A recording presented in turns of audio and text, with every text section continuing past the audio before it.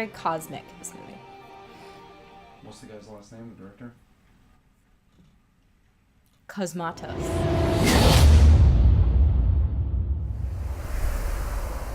So today I'm going to be talking about the movie Mandy. It was produced by Elijah Wood. Weird. Not weird, because he does horror movies now. Mandy stars Nicolas Cage. I'm not the biggest Nick Cage fan. His performances are always so outlandish. I'm a policeman. See my badge? A lot of people are really fans of Nicolas Cage. I'm just not one of those people. I kept seeing Mandy pop up on people's best of 2018 lists. I just figured, what the hell? I really think you have to have a lot of substance and a lot of answers to questions in order to make a good movie. This movie kind of proved me wrong. Sometimes style over substance works. The director of this movie is Panos Cosmatos? No. Panos Cosmatos. It sounds like a fake name. It's not. He's just like super Greek. Panos Cosmatos. He's got such a vision. Visually, I totally understand what this director is going for. That weird 80s metal world where there's like lots of demons and like skulls and huge battle axes and old 70s and 80s metal album covers coming to life. It's a crazy psychedelic fever nightmare. It makes you feel like you're tripping the entire time on LSD, which most of the characters are throughout this film. It's like a mashup of Mad Max, Last House on the Left, and John Wick. Stylistically, it kind of takes all three of those movies and like mashes them all together. Nicolas Cage. So let's just talk about him for a second. You see, we cut the chit-chat, a-hole. In his career, he has become known as someone who has over-the-top, slightly absurd and ridiculous performances in movies that kind of don't necessarily call for over-the-top and absurd performances. He just seems to operate on this level of insanity that doesn't make sense for the movies that he is in. Almost like the director wasn't able to reel him in or something.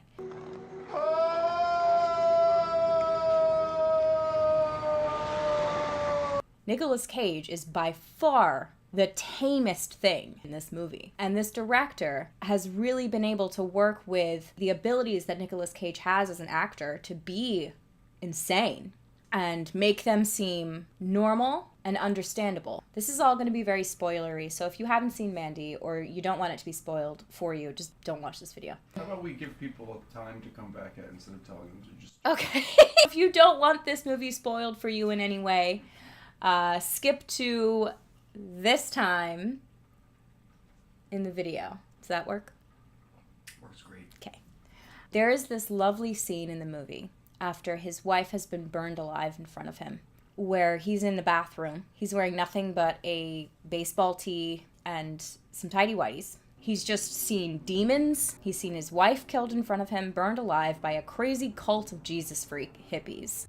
They were weirdo hippie types. And he is chugging a bottle of vodka and screaming. But you get it, because what he just witnessed was bonkers. How else do you react to demons killing your wife? It would seem like a ridiculous performance, but in this film, it fit so perfectly that it moved me to tears. Nicolas Cage made me cry. That is insane. That bathroom scene is the only scene that looks normal. It's very yellow, which we haven't gotten a lot of up to that point in the movie. Everything's been blue and pink and red. Neon. And weird slow motion movements and draggy type of effects. And this, though, right after he loses his girlfriend and everybody leaves and he breaks loose, he goes into the bathroom and he shuts the door.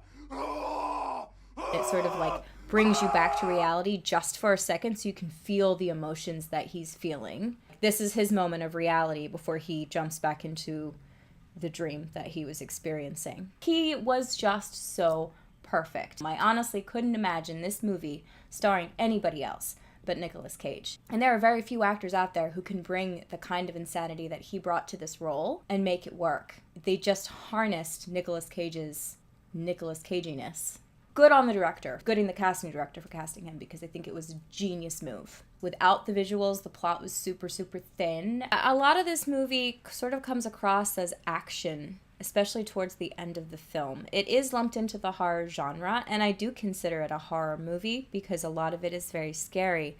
However, you reach a certain point in the plot, pretty far into the movie, but still, you reach a point in the plot where you realize that Nicolas Cage's character is unstoppable. He has nothing to live for anymore, and he just happens to be really good at what he's doing. One of my main issues was like why they left Nicolas Cage alive, other than so we could have this movie. That was my favorite shirt. It just feels like they would have killed him. They sort of break this movie up into chapters, I guess, which I usually like feel is overdone. But this, like, it kind of worked, and it almost felt like acts. Like we're winding up, and each act is crazier and crazier. Each act takes his character to a crazier and crazier place. So the first act is very sleepy and quiet. I forget what it's called. Did I write it down? No. I think it was called, like, The Shadow Place. It's, like, about where they live, like, how calm it is and how sweet their life is. We watched that part of it. And then the second act is called, I did write it down, it's called The Children of the New Dawn, which I assume is the name of the cult. We learn more about the cult. We watch them interact with each other and talk to each other. But the last act, which I find really interesting, is Mandy. You don't actually get a title card until an hour and 15 minutes into the movie. Really interesting. Once the title card Mandy pops up, you get what you see in the trailer. You get a revenge movie of this man killing everybody. It's like you watch 3 or 4 different films leading up to the film you came to watch. Really neat. Really neat stuff. I would have liked more insight on why Nicolas Cage's character was such a badass, fighting with chainsaws, crossbows, battle axes. Why does he have all these skills? Who is this person? Why is he good at this? However, it puts you in such a state of mind that you kind of are okay to just let that go. It is long. It's on the longer side. It's like 2 hours. I do feel like had they shaved it down to an hour 45, maybe it probably would have been a little tighter. It does drag at some points. This is the first movie in a really long time where I really enjoyed watching Nicolas Cage. He was believable. He was fun. His skills were well utilized in this film, and he was enjoyable to watch. Jesus Christ, great. So I'm gonna give this movie an 8 out of 10. I really enjoyed it. I will watch it again. I will recommend it. 8 out of 10. Please like and subscribe. Come back, watch more of my movies, and comment how you felt about Mandy. Whether you agree with me or you don't, I would love to hear.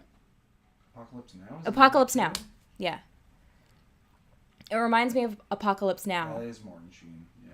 Martin Sheen, yeah. Marlon Brando. Yeah. I couldn't think of Marlon Brando's name.